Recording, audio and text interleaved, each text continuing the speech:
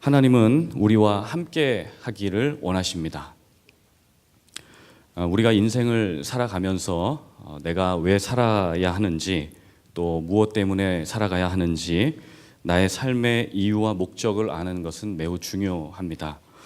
왜냐하면 내 삶의 이유와 목적을 알아야 시간을 낭비하지 않을 수 있고, 또 우리 삶의 이유와 목적을 알아야 보람되고 의미 있는 삶을 살 수 있기 때문입니다.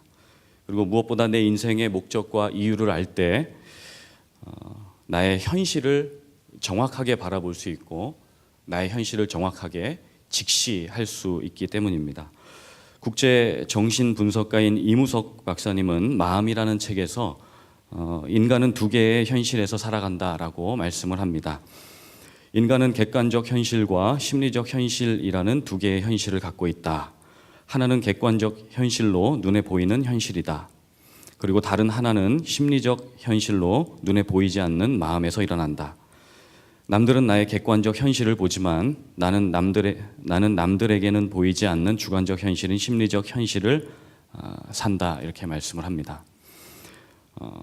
우리가 사회적으로 성공하고 또 가정적으로 좀 안정이 되고 또 좋은 스펙 그리고 좋은 백그라운드와 배경을 갖는 것은 남들이 보는 객관적인 현실입니다. 그런데 객관적인 현실이 내 기대에 미치지 못할 때 내 심리적인 현실, 우리의 그 마음의 현실은 객관적인 현실과의 그 괴리감 때문에, 거리감 때문에 굉장히 고민을 하게 될 때가 있죠. 그러면서 이런 생각을 하게 됩니다. 과연 내가 잘 살고 있는 것인가? 내가 미국에 온 목적과 이유는 영어도 좀 하고 그리고 돈도 좀 벌고 좀 번듯하게 사는 것인데, 이게 무슨 텍스 내다가 빌빌대는 것 같은 그런 생각이 들고, 과연 가정은 언제쯤 이룰 수 있을 것인가 고민을 하게 되는 것입니다. 그러면서 나는 왜 살아야 되는가? 무엇 때문에 내가 이 땅에 존재하고 있는가? 이런 인생의 목적을 가지고 고민을 합니다. 과연 내가 예수 믿는 이유와 목적이 어디에 있는가? 그런 생각도 하게 되는 것이죠. 오늘 본문에도 보면 예수님의 제자들은 이 두 가지 현실 속에서 때로는 고민하고 때로는 주님을 택하는 그러한 삶을 살면서 살아가는 인생들을 보게 됩니다. 객관적인 현실로 보면 제자들은 갈릴리 출신의 어부입니다. 그런데 예수님은 이 물고기를 낚는 어부들에게 장차 너희는 사람을 낚는 어부가 될 것이다 라는 그러한 선언을 하심으로써 이 어부들의 객관적인 현실보다 더 큰 현실, 더 넓은 현실, 그것이 심리적인 현실과 마음의 현실인데, 그 심리적이고 마음을 많이 쓰는 그 현실에다가 주님이 세계 복음화라고 하는 그 믿음의 씨앗을 뿌려주시는 것을 오늘 말씀을 통해서 볼 수가 있습니다.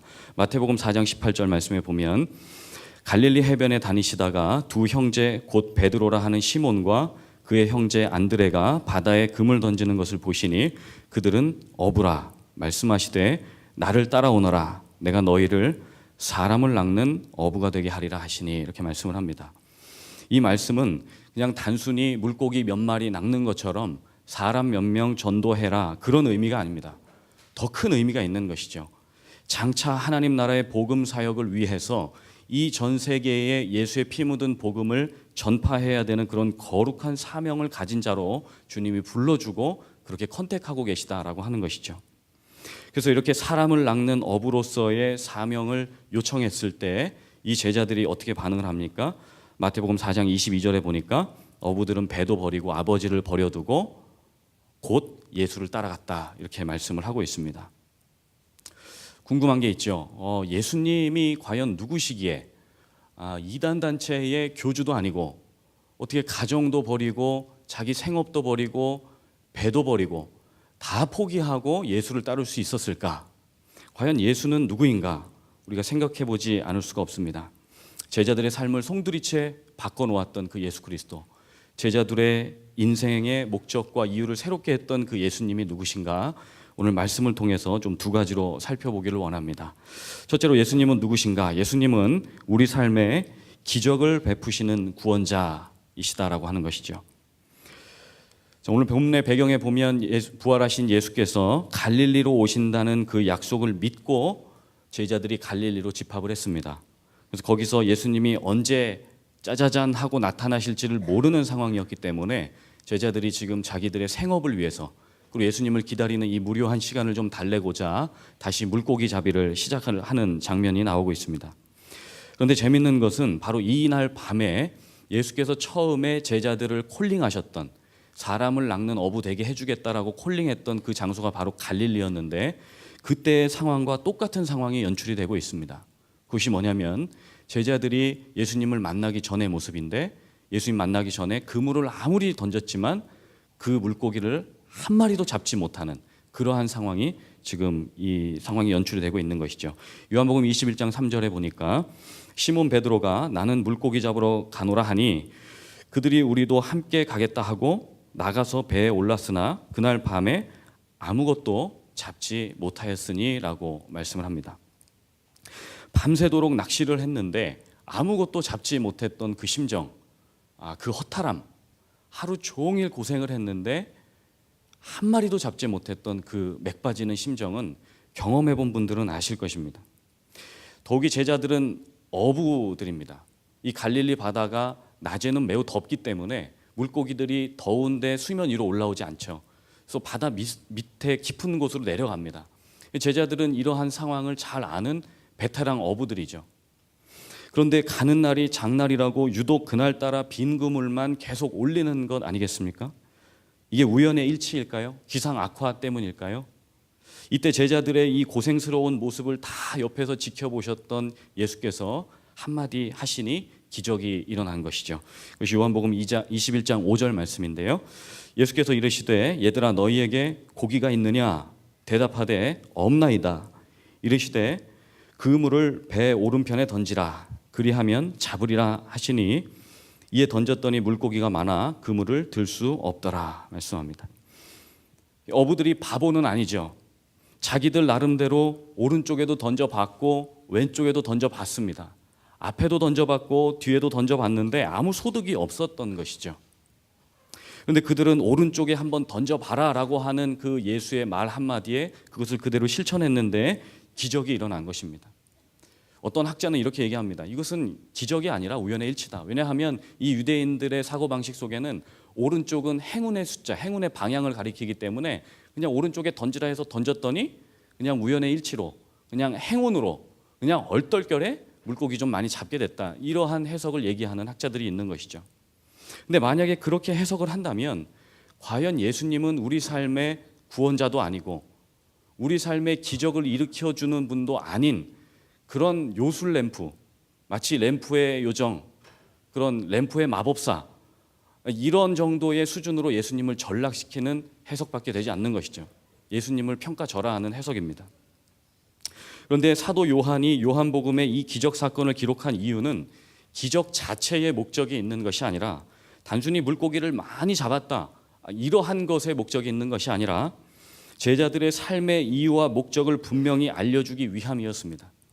과거의 제자들은 예수님 만나기 전에 단순히 물고기를 잡는 어부였지만 이제 예수님을 만난 이후에 더욱이 예수께서 십자가에 달려 죽으시고 부활하신 이후에 지금 이 갈릴리 바다에서 예수님을 만난 제자들의 삶은 이제 더 이상 어부의 삶이 아니라 사람을 낚는, 영혼을 구원해서 하나님 아버지께 영광을 돌리는 그러한 삶이 제자들에게 주어졌다. 그 말씀을 하시려고 오늘 사도 요한이 이 말씀을 기록한 목적이 바로 이 오늘 말씀인 것입니다.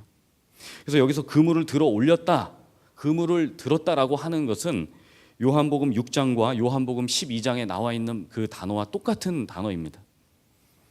요한복음 6장 44절과 요한복음 12장 32절에 보면 이렇게 말씀을 하죠. 나를 보내신 아버지께서 이끌지 아니하시면 아무도 내게 올 수 없다. 요한복음 12장 32절에 내가 땅에서 들리면 모든 사람을 내게로 이끌겠다 이렇게 말씀을 합니다.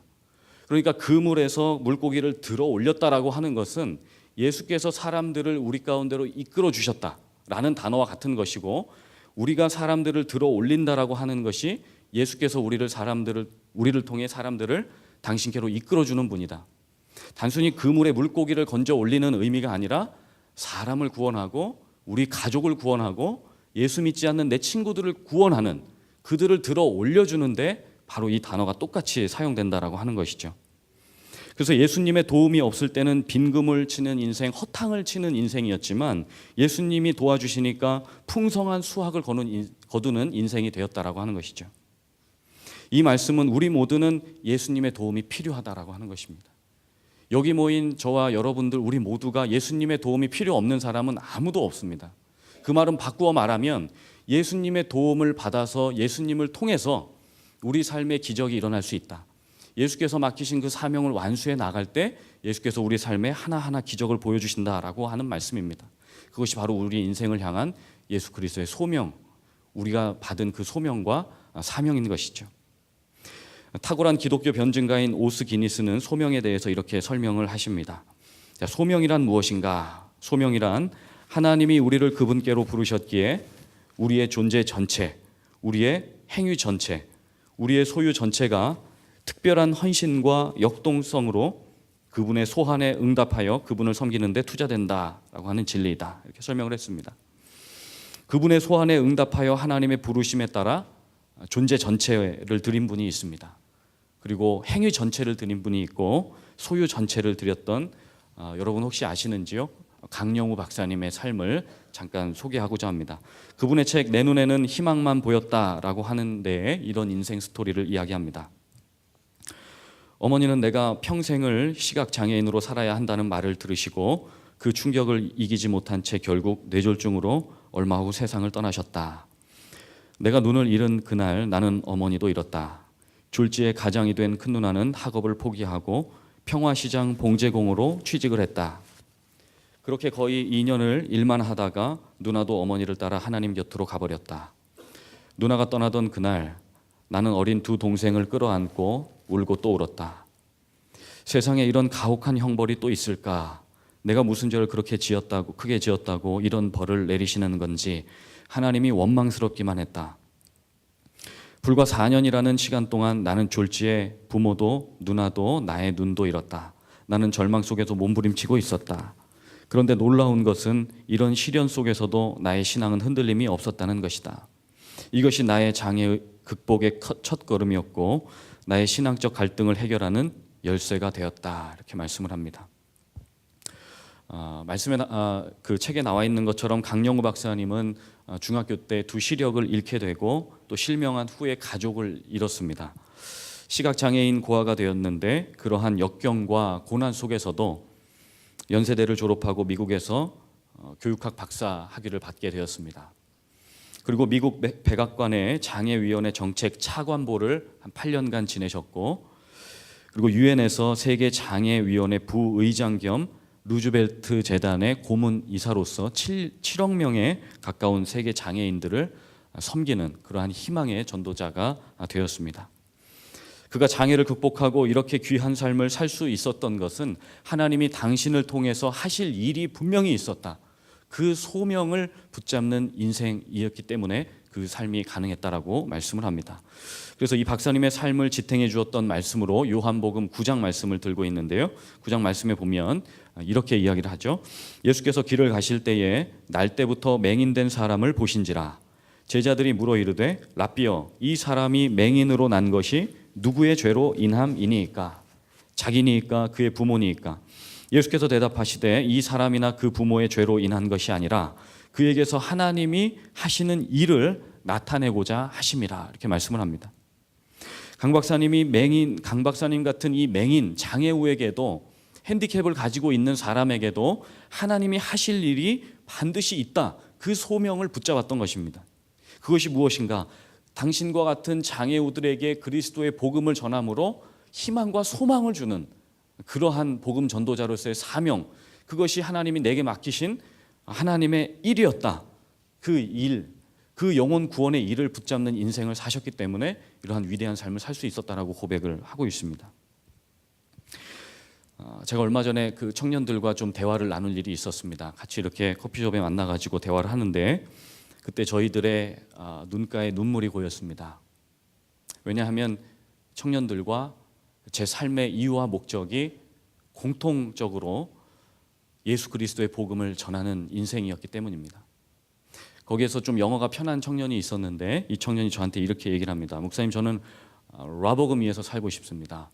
그래서 라복음이 뭐냐 그랬더니 라복음이 아니라 라복음이라고 이렇게 얘기를 하는 거예요.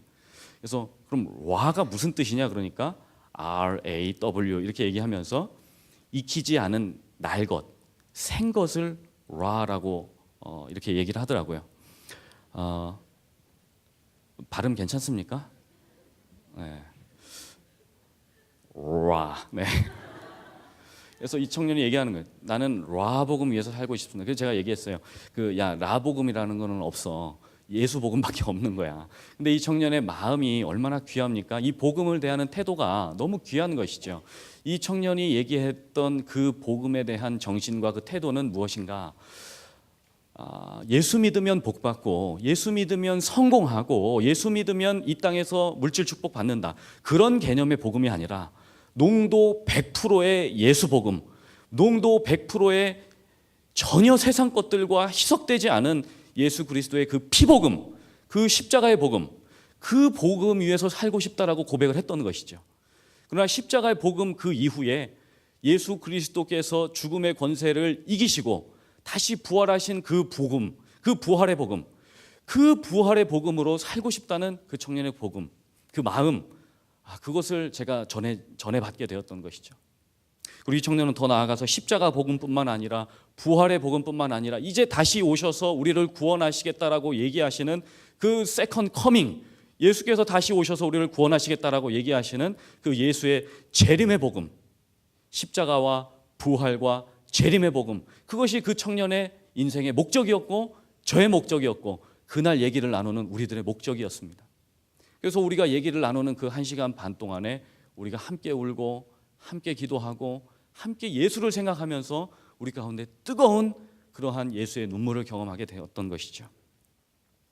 여러분, 제 소원이 하나 있다면 우리 청년들, 우리 성도님들 예수 그리스도의 그 생복음, 그 날복음을 붙잡고 우리의 인생이 그것에 초점이 맞춰져서 마태복음 6장 33절에 말씀하는 것처럼 먼저 주님의 나라와 의, 그 십자가의 복음, 그 부활의 복음, 그 재림의 복음을 붙잡을 때에 나머지는 다 애드해 주시겠다라고 하시는 그 예수 그리스도의 그 약속의 말씀이 우리의 삶의 우선순위가 되기를 간절히 바라는 마음이 있는 것입니다. 민족의 복음화를 위해 일평생을 헌신했던 고 김준곤 목사님, 여러분 혹시 아시는지요? 전남 신안에서 태어나서 김 목사님은 낙도의 순교자라고 불리는 문중경 전도사님의 그 복음 전도를 통해서 복음을 듣게 되었습니다. 강력한 성령의 임재를 체험하고 복음의 능력에 사로잡혀서 전도자로 살아가던 중에 플러신학교에서 국제 CCC 총재인 빌 브라이트 박사를 만났습니다. 그것이 계기가 되어서 한국 대학생 선교회를 창설했습니다.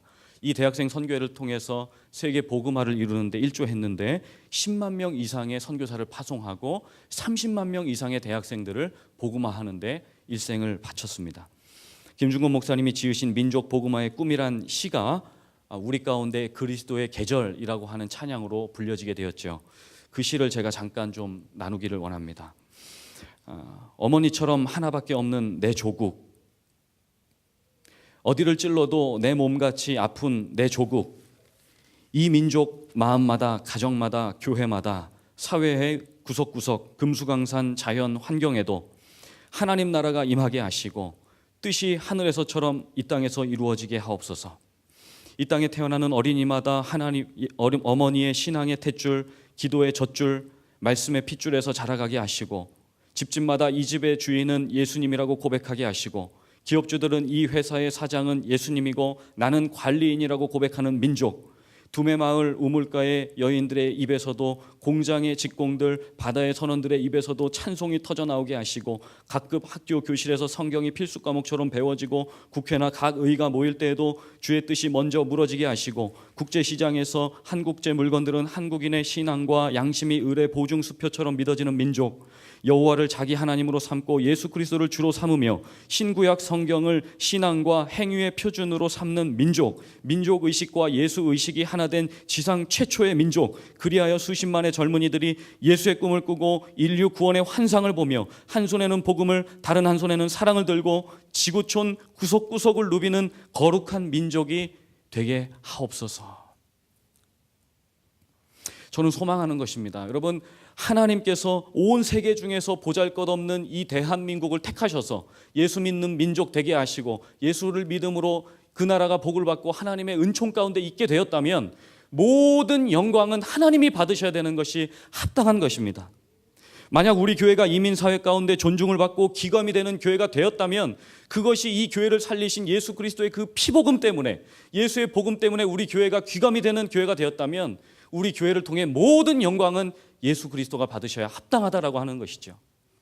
우리가 이 세상을 살아가는데 광야와 같은 이 미국 생활을 하는데 너무 힘듭니다. 아픈 일도 많고 돈도 필요하고 너무 힘든 생활을 살아가는 것, 그러나 그 가운데 하나님이 이 땅에 나를 보내신 이유가 한 가지라도 있다면, 한 가지라도 감사할 기도 제목이 있다면 내 삶을 통해 영광 받으셔야 되는 분은 예수 그리스도다라고 하는 것입니다. 그 예수 그리스도가 필요한 분들이 한둘이 아닙니다. 우리의 가족들, 여러분 전체 기도했죠. 이번 주에 제가 기도 제목을 붙잡고 한 분 한 분 기도하는데 가장 많은 기도 제목이 뭔지 아십니까? 우리 엄마 아빠 구원해 주십시오. 내 친구 구원해 주십시오. 여러분 마음 안에 있는 그 소원, 그것이 여러분들이 오늘 하나님 앞에 붙잡고 나아가서 이것이 저의 소명입니다. 하나님, 내 소원입니다. 이루어 주십시오. 기도하는 기도 제목이 되어야 된다고 주님 오늘 말씀하고 계신 것입니다. 부활하신 예수님이 오늘 갈릴리의 제자들을 만나러 오셨습니다. 제자들의 빈 그물에 기적을 베푸신 예수께서 우리의 인생의 빈 그물에도 영혼 구원의 풍성한 역사를 일으켜주기를 주님이 간절히 원하고 계신 것이죠. 우리 인생을 통해 복음의 역사가 확산되기를 주님이 원하시는 겁니다. 그래서 앞서 말씀드린 것처럼 우리 주변에 예수님의 기적이 필요한 분들이 계신가요? 빈 그물 인생, 허탕치는 인생, 허무하고 공허한 인생 살고 계신 분이 계시다면 소망의 주 예수, 기적을 베푸시는 주 예수, 우리를 위해 십자가와 부활의 영광 가운데 다시 우리를 구원하러 오실 그 예수 앞으로 초청하실 수 있는 그 은혜가 우리 가운데 있기를 바라는 것입니다. 그것이 바로 주님이 오늘 우리에게 원하시는 우리의 객관적인 현실이고, 그것이 바로 주님이 우리 가운데 원하시는 심리적인 현실, 마음의 현실이다라고 하는 것이죠. 그래서 간절히 축복하기는 우리 인생의 그물에 놀라운 하나님의 그 역사와 영혼 구원의 그 역사가 일어나기를 예수님의 이름으로 축복드립니다. 끝으로 예수님은 우리의 삶을 사랑으로 인도하시는 구원자라고 하는 것입니다. 우리가 복음을 전하고자 하지만 사실은 예수님을 좋아하지 않는다면, 사랑하지 않는다면 전할 수가 없습니다. 누군가에게 무엇을 소개한다, 전한다고 하는 것은 전하는 대상을 좋아하고 사랑하기 때문에 소개하는 것이죠. 우리가 먹는 것을 좋아하면 맛집을 소개하고 맛집을 자랑하게 되어 있습니다. 그렇죠? 우리가 연애하는 애인이 좋으면 계속해서 소개하고 그 애인을 정말 누군가에게 전하고 싶은 마음이 있는 것입니다. 내가 누군가하고 연애하는데 그것을 감추는 것, 그 문제가 있는 것입니다. 지난주에 박전도 전도님이 저에게 물어봅니다. 목사님은 사모님이 언제가 그렇게 좋고 사랑스럽습니까? 이렇게 물어보시더라고요. 그래서 제가 얘기했습니다. 저는 저희 와이프가 다른 사람들하고 막 얘기하고 있을 때 너무 사랑스럽다고. 왜냐하면 저희 와이프는 몸이 아프고 좀 힘들다가도 사람들을 만나면 그냥 언제 아팠냐는 듯이 완전히 에너지가 막 충전이 돼가지고 오거든요. 사람들을 너무 좋아하는 겁니다. 그런 아내가 저는 참 예쁘고 이렇게 사랑스러운 거죠. 청년들을 만나면 그런 아내를 이렇게 자랑을 하는 겁니다. 뭐 이거를 뭐 한편에서는 뭐 팔불출이다 이렇게 얘기를 하는데, 어쨌든 저는 제 아내가 그때 참 좋고 사랑스럽기 때문에 이렇게 전하고 싶은 거죠. 소개하고 싶은 것이죠.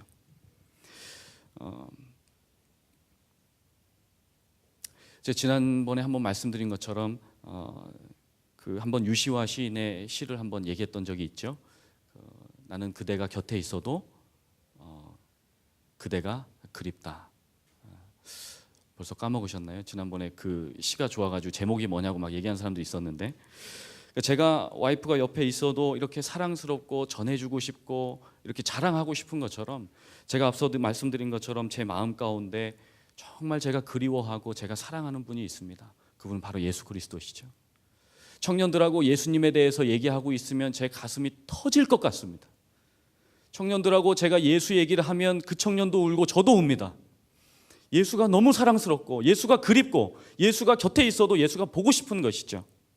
그래서 예수님이 오늘 베드로에게 말씀하는 겁니다. 베드로야, 너도 나 사랑하냐?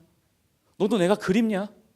주님 물어보시는 겁니다. 요한복음 21장 15절에 이렇게 말씀하죠. 그들이 조반 먹은 후에 예수께서 시몬 베드로에게 이르시되 요한의 아들 시몬아 내가 이 사람들보다 나를 더 사랑하느냐 하시니 이르시되 주님 그러하나이다.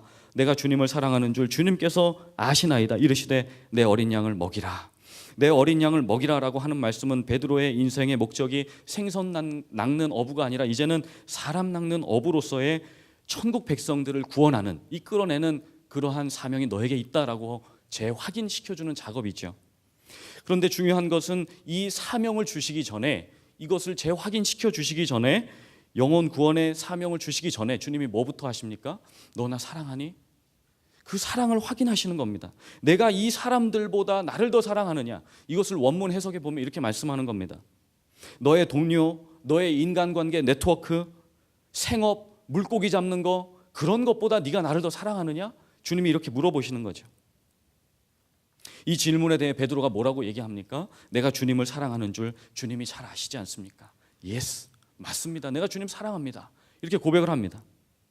이 사랑 고백을 받은 예수님이 다시 한번 물어보시죠. 21장 16절에 또 두 번째 이르시되 요한의 아들 시몬아 내가 나를 사랑하느냐 하시니 이르되 주님 그러하나이다. 내가 주님을 사랑하는 줄 주님께서 아시나이다. 이르시되 내 양을 치라 하시고, 내 양을 치라라고 하는 이 사명을 주기 전에 예수님이 계속해서 네가 나 사랑하니? 물어보시는 겁니다. 이게 무슨 말씀입니까? 사명은 사랑에 근거하고 기초한다라는 것이죠. 사명보다 사랑이 먼저라고 하는 것입니다. 사랑해야 전할 수 있고 사랑하는 그것을 사명으로 받아들일 수 있는 것이죠. 예수님은 인격적인 분이기 때문에 베드로가 당신을 사랑하는지부터 확인하십니다. 사랑하지도 않는데 인격도 없이 명령하는 것은 공산당이죠. 저는 요새 청년들에게 이런 말을 자주 듣습니다. 목사님 보고 싶습니다. 목사님 사랑합니다. 주로 남자애들이 이런 얘기를 합니다. 굉장히 곤란합니다. 이것들 변태도 아니고 변태는 여러분들이 생각하는 그런 것 아닙니다. 제가 사전에 찾아봤더니 변태는 사전적 의미가 이렇습니다. 정상이 아닌 상태로 달라진 것. 남자를 좋아하고 사랑하는 거 정상은 아니죠. 제가 속으로 생각합니다. 이것들 결혼이나 할 것이지. 그런데 여러분, 사랑한다고 하는 그 청년들에게 제가 뭘 부탁하면 그 청년들은 다 제 부탁을 들어줍니다. 귀찮은 것도 하찮은 것도 너무 고마울 만큼 잘 들어주는 것이죠. 예수님이 베드로에게 왜 너 나 사랑하냐고 물어봤을까요? 주님을 많이 사랑하면 주님과 많이 함께 할 수 있고 많이 함께 하면 많이 헌신할 수 있기 때문이죠. 반대로 주님을 조금 사랑하면 주님과 조금밖에 함께 할 수 없고, 주님을 조금밖에 사랑하지 않으면 주님을 위한 헌신은 적게 되기 때문입니다.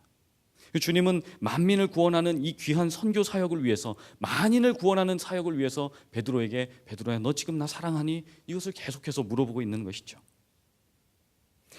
그런데 마지막 세 번째 질문에 베드로야 너 나 사랑하니? 세 번째 질문에 베드로는 근심합니다. 어떤 성경에 보면 베드로는 상처받았다라고 이야기를 합니다. 요한복음 21장 17절에 세 번째 이르되 요한의 아들 시몬아 내가 나를 사랑하느냐 하시니 주께서 세 번째 내가 나를 사랑하느냐 하심으로 베드로가 근심하여 이르되 주님 모든 것을 아시오매 내가 주님을 사랑하는 줄을 주님께서 아시나이다. 예수께서 이르시되 내 양을 먹이라 이렇게 말씀을 합니다. 베드로는 예수님께서 세 번이나 같은 질문을 하시니까 상처받기도 하고 왜 이걸 자꾸 물어보시나 하면서 점점 근심하고 자신이 없어집니다. 그럴 수밖에 없는 그러한 트라우마가 베드로에게 있었기 때문이죠. 그것이 무엇이냐면 마가복음 14장 67절에 나와 있는 그 예수님이 베드로가 예수님을 세 번 부인했던 그 사건이 기억이 났기 때문입니다. 베드로가 불 쬐고 있는 것을 보고 주목하여 이르되 너도 나사렛 예수와 함께 있었도다 하거늘 베드로가 부인하여 이르되 나는 내가 말하는 것이 무엇인지 알지도 못하고 깨닫지도 못하겠노라 하며 앞들로 나갈새 여종이 그를 보고 곁에 서 있는 자들에게 다시 이르되 이 사람은 그 도당이라. 같은 패거리라는 뜻입니다. 또 부인하더라. 조금 후에 곁에 있는 사람들이 다시 베드로에게 말하되 너는 갈릴리 사람이니 참으로 그 도당이니라. 이렇게 이야기를 합니다. 베드로는 배신자죠. 의리가 없습니다. 그런데 지금 베드로와 예수님의 대화 중에서 중요한 포인트는 베드로는 3번 부인했던 경력이 있지만 예수님은 3번의 질문을 통해서 3번의 같은 사명을 주십니다. 중요한 것은 베드로, 너 옛날에 나 부인했잖아. 이 배신자야. 베드로를 추궁하고 정죄하는 것이 아니라 같은 질문을 3번 함으로써 같은 사명을 3번 주시기 위해서, 베드로를 그 상처에서, 그 트라우마에서 건져주시기 위해서, 베드로의 그 정죄의 의식에서 회복시켜 주시기 위해서 주님이 이 말씀을 하고 계시다라고 하는 것이죠. PPT 한 장 넘겨주시면 주님이 이렇게 말씀하신 거잖아요. 첫 번째, 내 양을 먹여라. 두 번째, 내 양을 쳐라. 세 번째, 내 양을 먹여라. 먹이고 치는 것 같은 의미입니다. 먹이라, 보스케라고 하는 이 헬라어 언어 단어는 뭐냐면 돼지들이 풀을 뜯어먹는 모습입니다. 양들이 풀을 뜯어먹는 모습을 이 먹이라라고 하는 표현을 쓰고 있는 것이죠.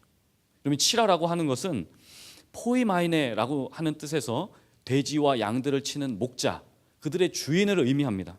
그러니까 같은 의미예요. 사실 같은 목양에 대한 것, 사람들을 테이크케어하고 돌보고 그들을 위해 시간을 내어주는 것, 그들을 도와주는 것, 그것에 대해서 주님이 말씀하신 것이죠.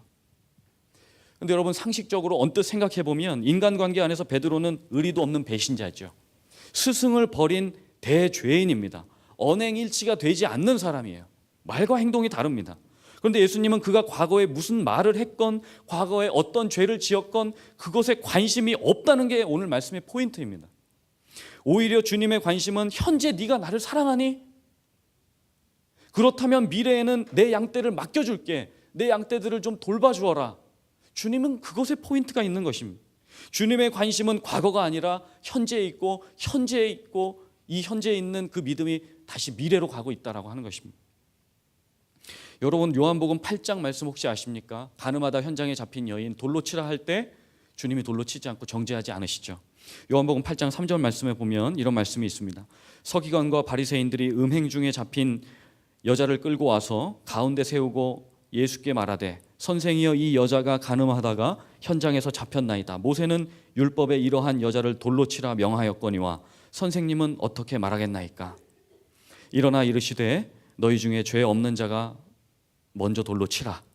그들이 이 말씀을 듣고 양심의 가책을 느껴 어른으로 시작하여 젊은이까지 하나씩 나가고 오직 예수와 그 가운데 여자만 남았더라. 예수께서 일어나사 여자 외에 아무도 없는 것을 보시고 이르시되, 여자여, 너를 고발하던 그들이 어디 있느냐? 너를 정죄한 자가 없느냐? 대답하되 주여 없나이다. 이렇게 말씀을 합니다. 모세의 율법에 의하면 가늠하다가 현장에 잡힌 여인은 돌로 쳐 죽여야 됩니다. 그것이 그때 당시에 모세의 율법에 해당하는 것이죠. 그러나 예수님은 그 여인이 죽는 것을 허락치 않으시고 원치 않으시고 그 여인이 회복되는 것을 원하셨습니다. 그 여인이 과거에 무슨 죄를 저질렀는지 주님은 관심이 없습니다. 예수님의 포인트는 과거가 아니라 현재라는 것이죠. 현재 너를 고발하는 자들이 있느냐? 없다. 현재 아무도 너를 정죄할 수 없다. 나도 너를 정죄하지 않는다. 왜 그런가? 모든 사람은 죄인이기 때문이다. 예수의 피가 아니면 회복될 수 없는 모든 죄인이기 때문에 아무도 너를 정죄할 수 없다. 주님이 이렇게 말씀하시는 것이죠. 요한복음 8장 3절에 예수님 또 이렇게 정리해서 말씀하시죠. 예수께서 이르시되, 나도 너를 정죄하지 아니하노니. 가서, 중요한 것은 가서 다시는 죄를 범하지 말라 하시니라. 주님 이렇게 말씀하십니다. 예수님의 대화 패턴은 과거 지향적이 아니라 미래 지향적입니다. 가서 다시는 죄를 범하지 말라. 미래에는 과거를 돌아보는 일이 없도록 하라는 것이죠. 과거에서부터 현재까지 네가 쓰레기 같은 인생을 살았다 할지라도 나는 네 그런 인생에 관심이 없다. 앞으로 그렇게 살지 않기를 바란다. 주님이 그렇게 말씀을 하시는 겁니다. 예수님은 베드로가 과거에 배신을 몇 번 때렸는지, 3번 때렸는지, 30번 때렸는지, 300번 때렸는지 주님은 그 과거의 죄와 허물에 관심이 없다라고 하는 것이죠. 그래서 주님은 베드로에게 단 한마디의 책망도 하지 않으시고, 돌로 쳐 죽여야 되는 이 여인에게 한마디 책망도 하지 않으시고, 현재 네가 나를 사랑하느냐? 앞으로 그런 죄를 짓지 않기를 바란다. 오히려 주님은 엔커리지 해주시고 그 여인과 베드로를 축복해 주시는 것이죠. 주님이 우리에게도 베드로에게 주셨던 그 목양자의 사명, 그 용서의 은혜가 우리 가운데 있는 것입니다. 그런데 그 전에 우리가 좀 생각해 볼 것이 있죠. 주님이 우리에게 이렇게 물어볼 때 네가 나를 사랑하니? 정민아, 네가 나를 사랑하니? 그때 우리 가운데 이런 생각이 들 수 있습니다. 아, 주님, 저도 베드로처럼 예전에 주님 배신한 적이 있는데요. 예전에 죄 지은 적이 있는데요. 이거 어떡하죠? 과거에 예수님 배반한 적이 있는데 그런 트라우마가 떠오르는데 어떡하죠? 여러분, 그때 생각하셔야 됩니다. It's okay. 지금부터 시작하면 된다. 지금부터 주님 앞으로 나아가면 된다. 나에게 중요한 것은 과거가 아니라, 잃어버린 과거가 아니라 미래다. 여러분, 물론 죄가 있다면 회개해야 됩니다. 철저하게 회개해야 됩니다. 그러나 철저하게 회개했다면 다시는 그것을 기억할 필요가 없는 것이죠. 동쪽이 서쪽에서 먼 것처럼 주님이 우리의 죄를 옮기셨습니다. 주님도 우리를 정죄하시지 않는다라고 하는 것이죠. 여러분, 그런데 질문이 생기죠. 목사님, 저는 예수님 많이 사랑하지 않는데요. 제가 그 질문을 들으면 저는 이런 해석이 될 때가 있습니다. 예수님 사랑하는 마음이 무슨 가스 스테이션에서 가스를 만땅 채우는 겁니까? 기름 만땅 채워야지만 달려갈 수 있는 것, 그런 거 아니라는 것이죠. 그건 건강한 생각이 아닙니다. 오늘 베드로 보십시오. 예수님이 3번밖에 안 물어봤는데 마음에 상처받고 근심했습니다. 그러면서 자신 없게 얘기했죠. 내가 주님 사랑하는 줄 아시지 않습니까? 그런데 그 작은 사랑의 고백을 들으셨는데 주님, 나 완전 주님 사랑해요. 그런 게 아니라 주님, 내가 주님 사랑하는 것 같습니다. 이런 자신 없는 고백에도 주님은 베드로에게 인류 구원의 환상과 그 축복, 영혼을 구원하는 그 사명을 부여해 주신다라고 하는 것이죠. 주님, 여러분, 우리가 생각할 게 있습니다. 주님, 저는 주님을 많이 사랑하지 않는 것 같은데요. 이런 거는 그냥 목사님들이나 선교사님들 하는 거 아닌가요? 그렇지 않다는 것이죠. 베드로도 평신도였고 베드로도 신학 공부한 사람이 아니었습니다. 우리에게 주님을 향한 그 첫사랑이 있다면, 지금 아직 회복되지 않는 그 사랑이 있다 할지라도, 아직 주님을 모른다 할지라도 여러분, 이 자리에 주님 때문에 이 자리에 와 계신 것 아닙니까? 우리가 생각해 봐야 되는 것이 무엇입니까? 예수님은 작은 사랑의 고백에도 우리에게 큰 은혜를 허락하시는데, 큰 사명을 맡기시는데, 우리의 원수 마귀 사탄은 우리에게 뭐라고 속삭입니까? 야, 니까짓 게 무슨 헌신이야. 니까짓 게 무슨 세계복음화야.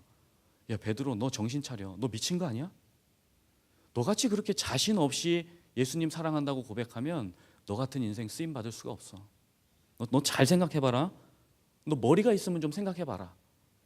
너 머리 왜 달고 다니냐? 마귀는 계속해서 우리를 그렇게 비아냥거리고 정죄하고 속이는 것입니다. 너 지난주에도 죄졌잖아. 너 다음 주에도 또 죄질 거지? 너 같은 인간은 주님 앞에 쓰임 받을 수 없어. 너무 리얼하게 얘기했죠? 마귀는 계속해서 우리에게 그렇게 속삭이는 것입니다. 근데 여러분, 잘 생각해 보십시오. 우리가 주님을 사랑하지 않습니까? 우리 주님 사랑합니다. 주님을 사랑하니까 오늘 이 자리에 왔고, 주님을 사랑하니까 우리가 30분, 40분 동안 주님을 향해 손을 들고 찬양했고, 주님을 사랑하니까 오늘 이 자리에 나와 말씀을 듣고 있는 것 아니겠습니까? 우리가 감정적으로, 감성적으로 나는 지금 주님 사랑하지 않는 것 같아 라고 생각할지라도 그 마음 깊은 곳에 주님이 이미 주님을 사랑하는 마음을 심어 주셨기 때문에 오늘 우리가 이 자리에 나와 있는 것입니다. 여러분, 한번 따라하실까요? 나는 주님을 사랑합니다. 한 번 더 합시다. 나는 주님을 사랑합니다. 여러분, 이 말씀이, 이 고백이 얼마나 중요한지요. 우리를 괴롭히는 원수 마귀 사탄은 계속해서 우리를 비아냥거리고 니까짓 것 안 돼 이렇게 얘기하지만, 주님은 이 작은 사랑의 고백을 가지고 우리를 크게 축복하시고 우리의 삶을 인도하기 원하신다는 것입니다. 그러니까 반대로 생각하면 나는 주님을 사랑합니다. 내가 주님을 사랑합니다. 이 고백은 마귀에게 직격탄을 날리는 것입니다. 예수님의 이름으로 명령한다. 마귀는 떠나가라. 이것도 직격탄이지만은 나는 주님을 사랑합니다. 내가 지금 이 순간 내가 나를 바라볼 때 주님을 사랑하지 않는 것 같지만, 내 삶은 여전히 죄인이지만 나는 주님 사랑합니다. 주님, 내 삶을 축복하시고 인도해 주옵소서. 이 정체성을 가져야 우리가 흔들리지 않고, 이 정체성을 가져야 우리가 미국에서 힘있게 살아갈 수 있는 그러한 능력이 우리 가운데 공급된다라고 하는 것이죠. 예수님께서 베드로의 3번 부인과 근심하는 그러한 태도, 그러한 마음 자세를 보셨음에도 주님 어떻게 하십니까? 당신의 사명을 맡기는 모습을 우리가 보지 않습니까? 앞서 말씀드린 것처럼 주님은 우리를 얼마나 사랑하시는지, 베드로를 얼마나 믿어주시는지, 베드로에게 완전한 신뢰와 완전한 믿음을 부어주고 계신 것을 우리가 깨닫게 되지 않습니까? 믿어주는 게 사랑입니다.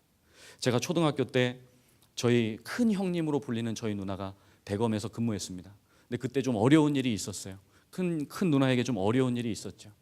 그래서 죽어버릴까? 이거 어떻게 할까? 여러 가지 고민에 빠져 있는 그 누나를 향해서 제가 그랬습니다. 누나, 세상 사람들 다 누나 못 믿어도 나는 누나 믿는다. 심지어 누나 자신이 누나를 믿지 못할 때도 내가 누나 믿어줄게. 그 후로 누나의 삶이 완전히 바뀌었습니다. 그러면서도 누나는 저한테 이제 지금도 저한테 이런 얘기하는 거예요. 네가 그때 나 믿는다고 얘기 안 했으면 나 어떻게 될지 모른다. 네가 목사 된 게 너무 자랑스럽다. 저한테 그렇게 얘기하는 거예요. 죄송하지만 이래봬도 가족에게 인정받은 목사입니다. 오늘 주님이 우리에게 말씀합니다. 얘야, 네가 네 자신을 믿지 못할 때도 나는 너를 믿는다. 사람들이 너를 믿지 못하고 너를 의심할 때에도 내가 너를 믿어줄게. 내가 너 사랑할게. 믿음으로 전진해라. 주님이 그렇게 말씀하시는 겁니다. 여러분, 우리 옆 사람 보고 한번 좀 축복해 주실까요? 내가 당신을 신뢰합니다. 내가 당신을 믿어주겠습니다. 그렇다고 마음대로 돈 빌려주시고 막 이러면 안 되고요. 여러분, 우리는 이제 다시 예수 앞에 이제 나아가면 되는 것이죠. 미래를 향해 스텝 바이 스텝으로 한 걸음씩 한 걸음씩 주님 앞에 나아가면 되는 것입니다. 다시 예수 앞에 나아갈 때 우리에게 과거는 없는 것이죠. 아직 나가는 말 할 때가 아닌데 벌써 나가는 말을 올리셔서 나가는 말입니다. 하나님은 우리를 다시 예수 앞으로 초청하십니다. 빨리 끝내라는 거죠. 자, 오늘 말씀은 우리 모두가 선교사 되라는 것 아닙니다. 우리 모두가 저처럼 목회자 되라는 말씀 아니에요. 다 생업 내팽개치고 어부돼가지고 사람 낚으라는 것 아닙니다. 여러분 기도 제목 다 쓰셨잖아요. 여러분 주변에 믿지 않는 가족들, 내 사랑하는 친척들, 친구들 있지 않습니까? 그분들에게 삶의 현장에서 그리스도의 사랑을 전해주어라. 주님 그 말씀 하시는 겁니다. 갈릴리에서 어부들을 불러 기적을 베푸셨던 예수께서 오늘 우리를 부르십니다. 예수의 사랑을 경험하기 원하시고 첫사랑을 회복하기 원하시고 다시 예수 앞에서 예수 그리스도를 만나기를 원하시는 것이죠. 그래서 여러분, 서두에 말씀드린 것처럼 우리 가운데 두 가지 현실, 객관적인 현실과 우리가 보지 못하는 그 마음의 현실, 그 심리적인 현실이 있는데 주님은 이 두 가지를 다 사용하셔서 우리 가운데 당신의 비전의 씨앗을 심어주기를 원하십니다. 그 비전의 씨앗이 무엇입니까? 만민 구원, 영혼을 구원하는 것, 예수의 복음과 사랑이 필요한 사람들에게 그리스도의 사랑을 전해주는 것, 주님이 그것을 우리에게 원하시고 바란다는 것이죠. 간절히 축복하기는 우리의 인생의 목적이, 우리의 인생의 목적과 이유가 다시 예수 앞에서 온전히 세워지는 그 정체성 회복의 은혜가 있기를 예수 그리스도의 이름으로 축복합니다.